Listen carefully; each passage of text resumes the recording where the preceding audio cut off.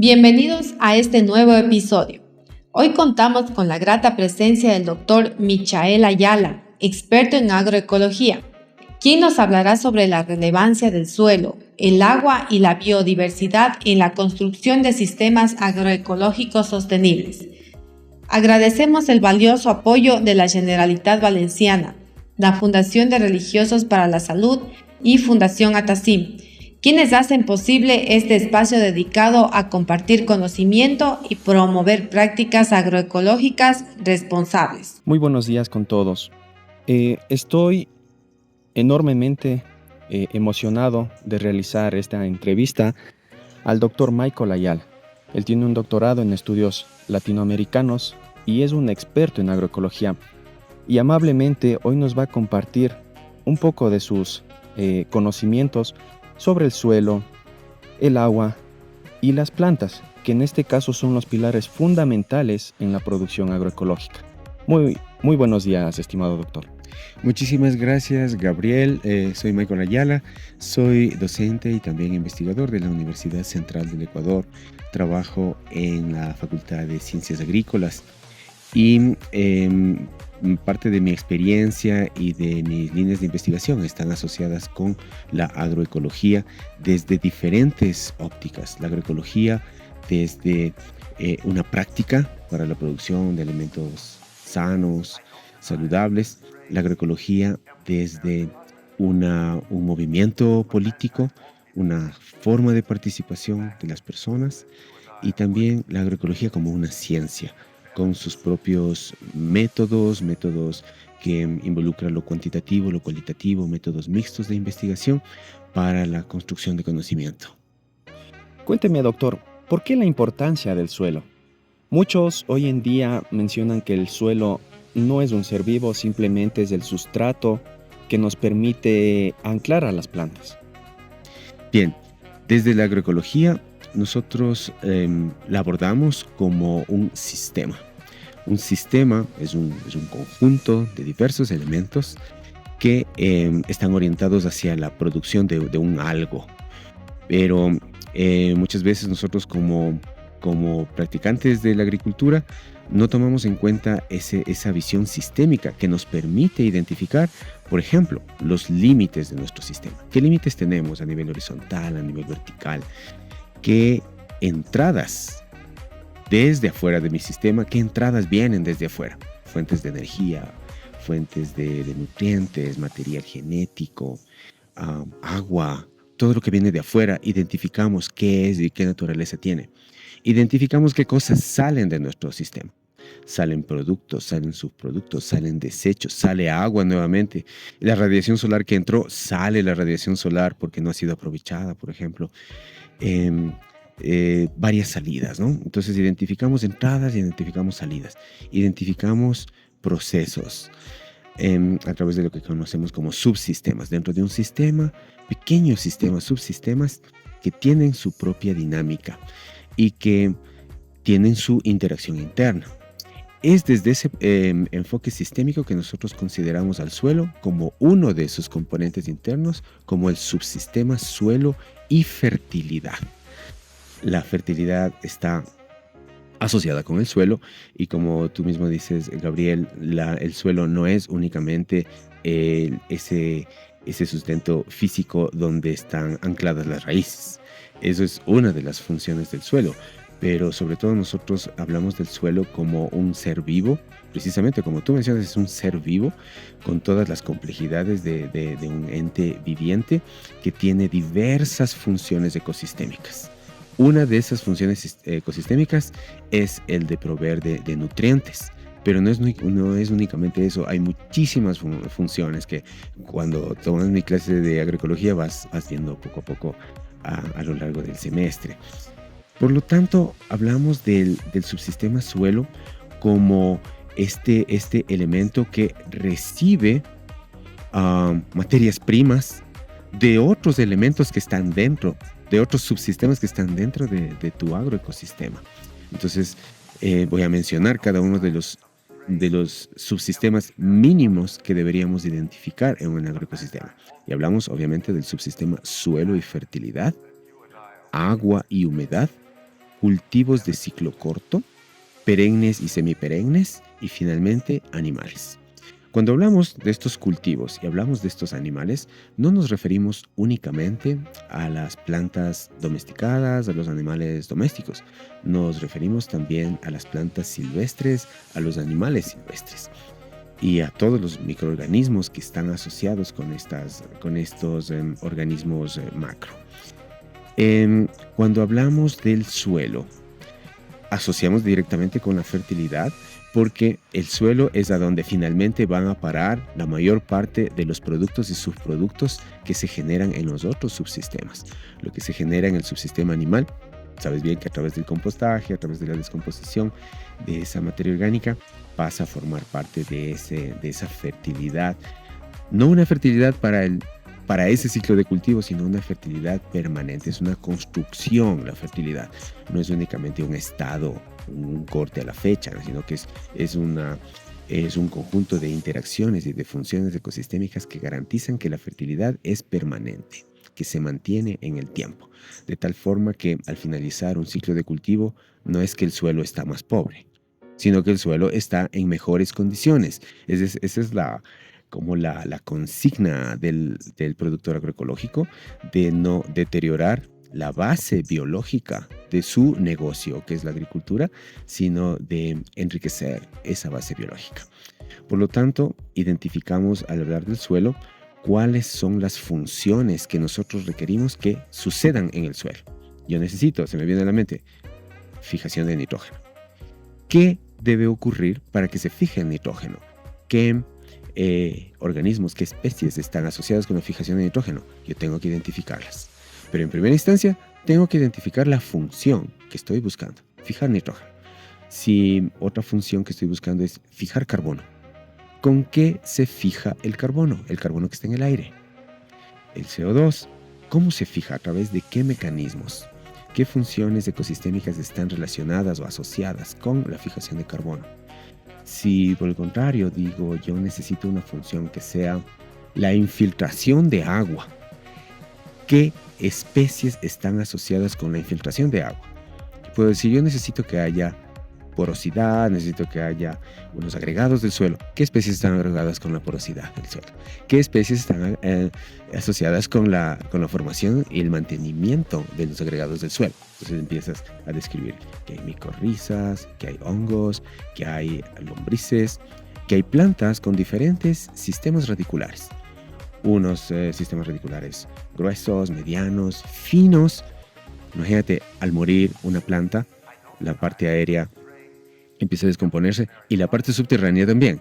Entonces las grandes raíces, las raíces más gruesas, se descomponen y dejan unos canales, dejan unos tubos por donde va a infiltrarse el agua y el aire.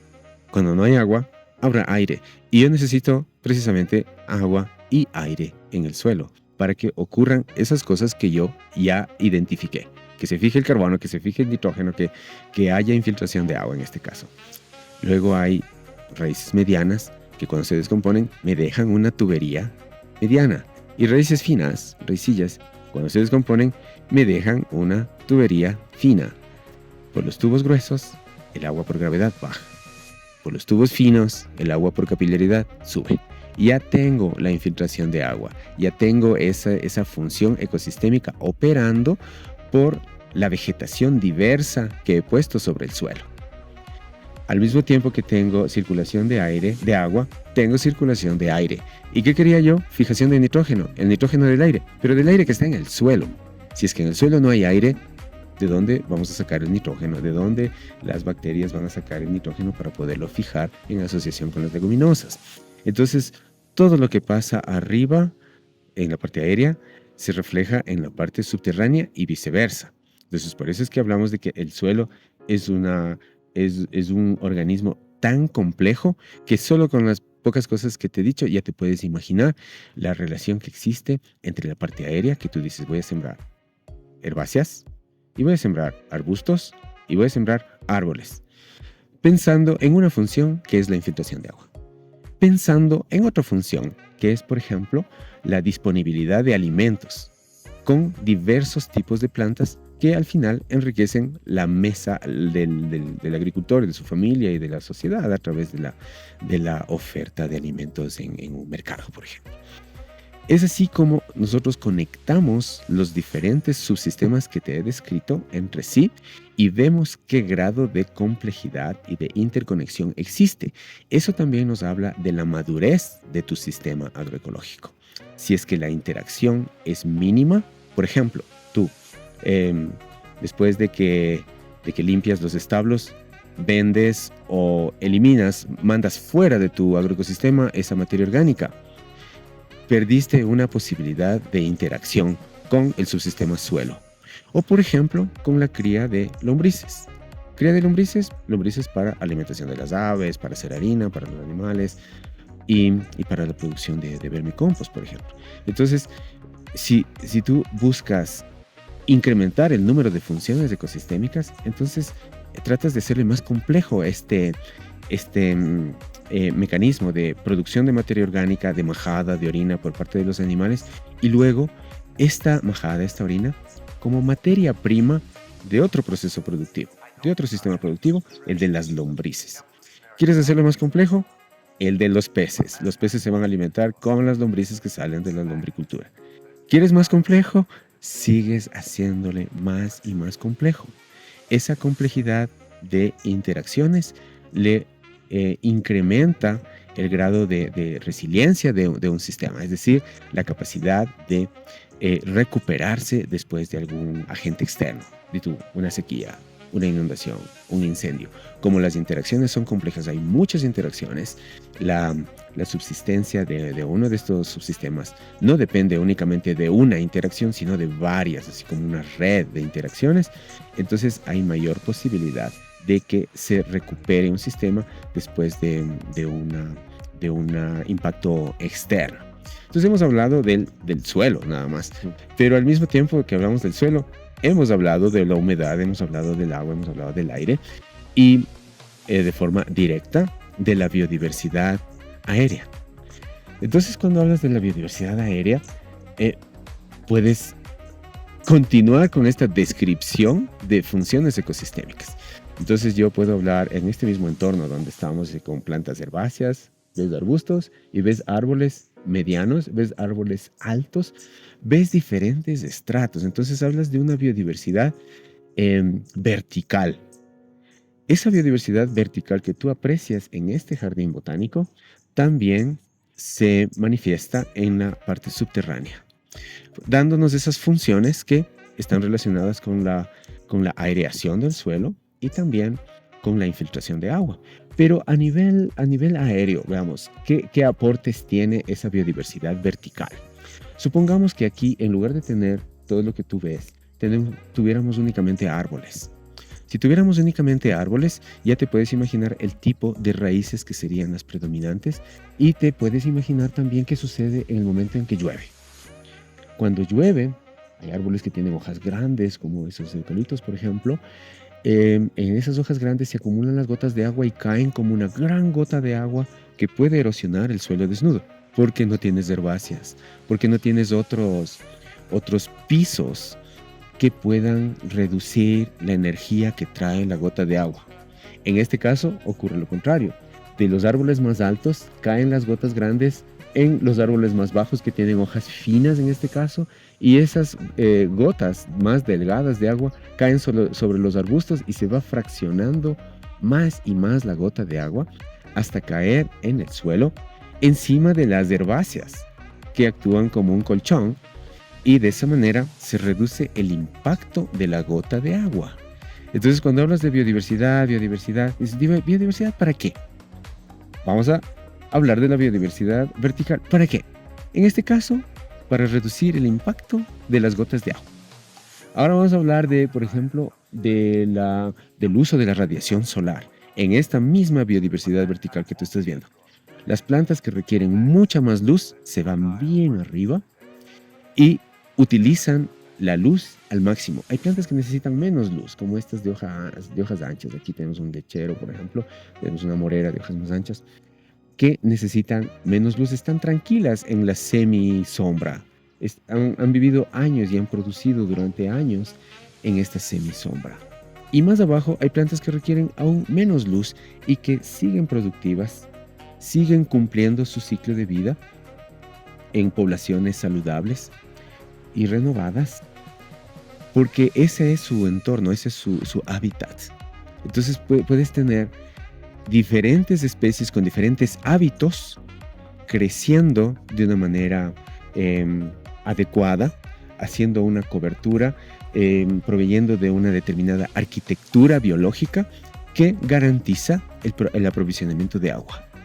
Aparte de esto que te explicaba de la gota de agua, la evaporación del suelo. Cuando tienes un suelo desnudo, la radiación solar, especialmente aquí en la zona andina, es muy intensa. La radiación solar hace que se seque el suelo, que se deshidrate, que se evapore. Pero con estas diversas formas de cobertura de suelo, vas a reducir la evaporación debida a la radiación solar o al viento, ¿no? Entonces, con esta vegetación que tú puedes apreciar aquí también, puedes ver que si es que hay viento, el viento se reduce, la energía del viento reduce su impacto sobre el suelo, reduciendo obviamente la deshidratación del suelo. Entonces, la biodiversidad explicada en términos de funciones.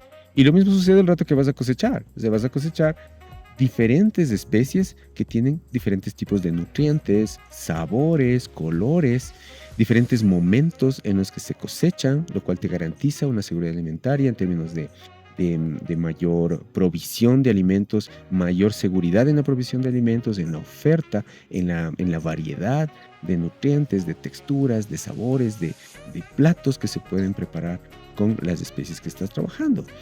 Y ni siquiera hemos hablado de los animales todavía. Entonces nosotros pensamos los animales, la vaca, el cerdo, la oveja y el cuy, por ejemplo, ¿no? Pero nos olvidamos del aporte de las funciones ecosistémicas que tiene la fauna silvestre. Un ejemplo, lo que más nos interesa a nosotros es la producción de los frutos, ¿no? Y para que se produzcan los frutos requieres la polinización. Y no es que siempre vas a tener las abejitas domésticas polinizando. Necesitas los artrópodos nativos, los artrópodos silvestres que están merodeando por aquí, porque aquí encuentran su hábitat.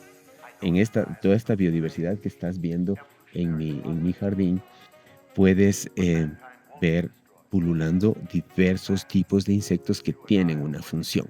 La función de polinizar, muchos de ellos, pero otros tienen funciones que no vemos, que pueden estar asociadas con la fertilidad del suelo. En su fase larvaria, por ejemplo, están fraccionando pedazos de materia orgánica muy grandes que necesitan romperse en pedazos más pequeños para que los microorganismos empiecen a funcionar. Si no hubiera ese aporte de los artrópodos que fraccionan la materia orgánica, sería menor la posibilidad de que los microorganismos descompongan esos materiales y puedan transformarse en nutrientes para las plantas. Entonces, así de compleja y así de importante es la biodiversidad. Tú hablabas, en tu pregunta, me hablabas del suelo, del agua, de la biodiversidad. Hemos visto los tres aspectos importantes y básicos que definen la razón de ser de la agroecología. Es la sinergia que encontramos entre estos elementos y cómo le sacamos el máximo provecho, copiando, haciendo una analogía con la forma como funciona un bosque maduro. Este jardín tiene muchas décadas. Desde que yo era estudiante existía este jardín. Entonces vemos que se ha mantenido, se ha conservado, se ha enriquecido con el tiempo debido a esa biodiversidad. Más que a un manejo, en realidad, porque tú sabes que no hay un manejo que se haya hecho así de forma muy, muy intencionada, pero es un jardín que funciona de una manera medio automática. Ajá. Es muy interesante todo lo que nos acaba de decir, estimado doctor. La consulta viene y se me quedó en mente. Usted mencionaba sobre plantas silvestres y animales silvestres que forman parte de este sistema. Pero si bien es cierto, muchos de nuestros productores ven eso como malezas o plagas. ¿Qué nosotros podríamos decirles a ellos referente a esto? Sí, todo está asociado con el tema cultural. Por ejemplo, tú puedes ver aquí las herbáceas que están creciendo y algún agricultor con formación en ingeniería agrícola, por ejemplo, puede decir, bueno, esto está lleno de malezas. Y yo te puedo decir, no, espera, no son malezas. Mira, solo en este momento acabo de encontrar una planta. Es el paico. Es una planta medicinal. Se utiliza como un vermífugo en los humanos. En México se llama epazote. Se vende en el mercado. Sirve para cocinar los frijoles. Sirve para sazonar las cosas. Aquí se usa para sazonar el locro de papa, por ejemplo. Y es una planta con un aroma exquisito. Es el paico.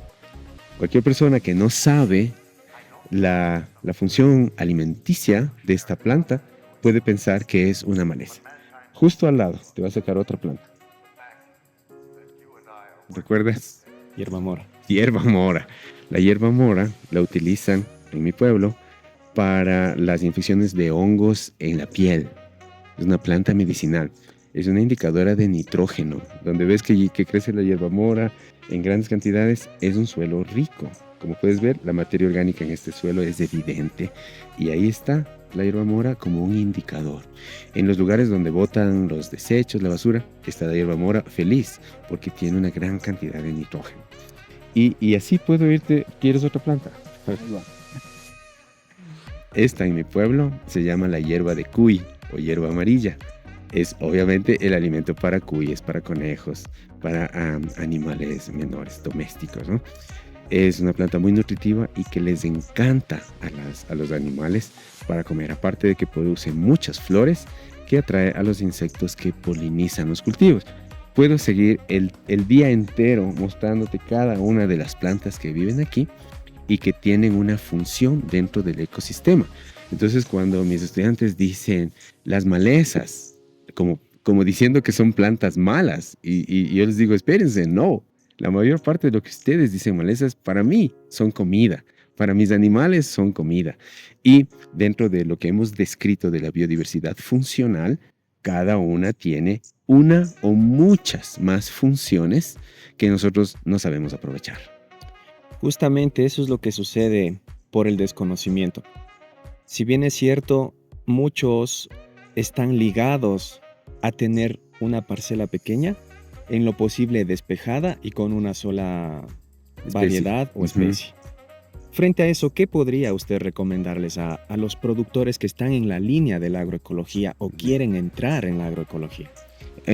Cuando hablamos de agroecología, desde el enfoque que te había dicho de la dinámica del conocimiento, ¿cómo se construye el conocimiento? Se construye el conocimiento de esa experiencia directa del agricultor, del usuario, con el medio natural. Y esto es a través de la observación. Cuando tú observas la diferencia que hay entre el comportamiento de un cultivo monótono, homogéneo, de una sola especie, y el comportamiento de un bosque natural o lo más natural posible, en donde ves una gran biodiversidad, cómo enfrentan estos dos tipos de sistemas productivos a las adversidades, a la falta de agua. Se te rompe una manguera y te quedas sin riego. Y puedes ver que en pocas horas tu cultivo empieza ya a fallar, porque es un monocultivo. Pero cuando es un cultivo diverso, mediante todos estos mecanismos que están operando, mediante todas estas funciones ecosistémicas, la resiliencia es mayor. La posibilidad de adaptarse, la posibilidad de recuperarse frente a un incidente o a un agente externo es muchísimo mayor y más inmediata. Entonces, solamente ahí yo podría decirte cuál es la diferencia entre un sistema productivo homogéneo de una sola especie y un sistema productivo que es diverso. Entonces el agricultor no es simplemente que le vas a decir no siembre monocultivos, sino observe, vea, escuche, pruebe, láncese a hacer experimentos, ¿no? y probar qué me funciona mejor. No en el corto plazo, sino en el mediano, en el largo plazo, que es lo que más nos interesa. Nos hemos acostumbrado a los cultivos de ciclo corto, dejando olvidados a otros cultivos semiperennes, perennes, que son los que realmente aportan con resiliencia a los agroecosistemas. Si nosotros dependeríamos, imagínate en mi pueblo que tenemos una poquísima pluviosidad en Perucho, es un valle interandino bastante seco. Si dependiéramos de los cultivos de ciclo corto, nosotros tenemos poquísimas semanas de lluvia al año, no tendríamos nada que comer. Entonces hemos tenido que depender de los arbustos, de los árboles, para poder tener alimentos a lo largo del año. Y cuando llueve, perfecto, ahí van mis cultivos de ciclo corto también, ¿no? Entonces, en ese sentido, es la observación, no es la obligación, no es decirle, le prohíbo que haga monocultivos. No, solamente observe. Ahora, recuerda, por ejemplo, en el tiempo de cuando estábamos encerrados en el COVID, las personas que tenían una sola fuente de ingresos, o las personas que tenían una sola profesión, o que eran capaces de hacer una sola cosa, y esa sola cosa estaba cerrada, porque estábamos todos encerrados en la casa. En cambio, esas otras personas que eran capaces de decir, no, pues yo puedo hacer pan, yo puedo hacer mi propio pan, yo puedo cortar el cabello a alguien, yo puedo ser peluquero, yo puedo hacer esto, yo puedo hacer estas otras cosas. Resulta que podíamos hacer muchísimas cosas, porque nos tocó hacerlo, nos tocó estar encerrados y teníamos que ser capaces de arreglar nuestra ropa, de lavar, de cocinar, de hacer muchas funciones que no habíamos estado acostumbrados. Y las personas que en cambio decían, no, yo lo único que sé hacer es tal cosa, pero esa empresa donde yo trabajaba cerró. Entonces, ¿qué va a pasar conmigo? Es lo mismo cuando hablamos de esa diversidad de empleos, es la diversidad de funciones que nosotros necesitamos que estén operando dentro del agroecosistema para que podamos tener éxito en el mediano y en el largo plazo. No estamos planificando para mañana, estamos planificando para el futuro, para nuestros hijos, para nuestros nietos, para la gente que todavía no nace. Para eso estamos pensando en esa escala de tiempo, no únicamente en mañana y las próximas 2 semanas. Es muy interesante todo este tema. Estimado doctor, como parte final, ¿qué mensaje le daría usted a nuestros productores agroecológicos o que quieren, como le comentaba, ingresar en este famoso o fascinante mundo? Como tú dices, Gabriel, esto es fascinante, esto es emocionante, pero empieza por la observación. El rato que eres capaz de fascinarte viendo esos insectos que están volando por ahí, viendo cómo se filtra la luz del sol encima de nosotros a través de las hojas de los árboles, de los arbustos, cuando eres capaz de fascinarte de ver unas larvas caminando en el suelo y haciendo su trabajo, cuando eres capaz de fascinarte de esas cosas simples, es cuando empiezas ya a observar con atención cómo funcionan las cosas y a entender que no hay vuelta atrás. O sea, no se puede regresar a la forma de producción de alimentos del siglo XX. Esto ya cambió para siempre y no hay otra forma de producir alimentos y de gestionar los recursos naturales que a través de las agriculturas regenerativas.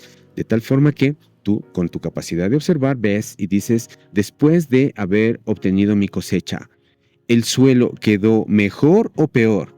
¿El agua que sale de mi agroecosistema está en mejores condiciones o en peores condiciones? Entonces, solamente con esas dos cosas te puedes dar cuenta de que si estás haciendo las cosas bien, si estás erosionando el suelo o estás construyendo suelo. ¿Estás construyendo fertilidad o estás deteriorando la base productiva de tu proyecto? O tal vez estás enriqueciendo eso, no solo para ti, que nosotros los humanos no vivimos mucho, sino para las futuras generaciones. Entonces, con esa observación, con esa sensibilidad, es que puedes tú mismo empezar a explorar nuevas cosas, a lanzarte, a experimentar y encontrar respuestas. Muchísimas gracias por su valioso tiempo, estimado doctor. No, gracias a ti, Gabriel.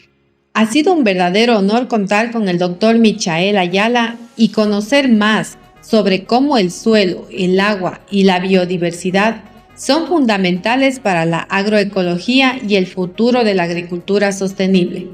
Agradecemos una vez más a la Generalitat Valenciana, a la Fundación de Religiosos para la Salud y a Fundación Atacim por su grandioso apoyo. Nos vemos en el próximo episodio para seguir aprendiendo y conociendo juntos.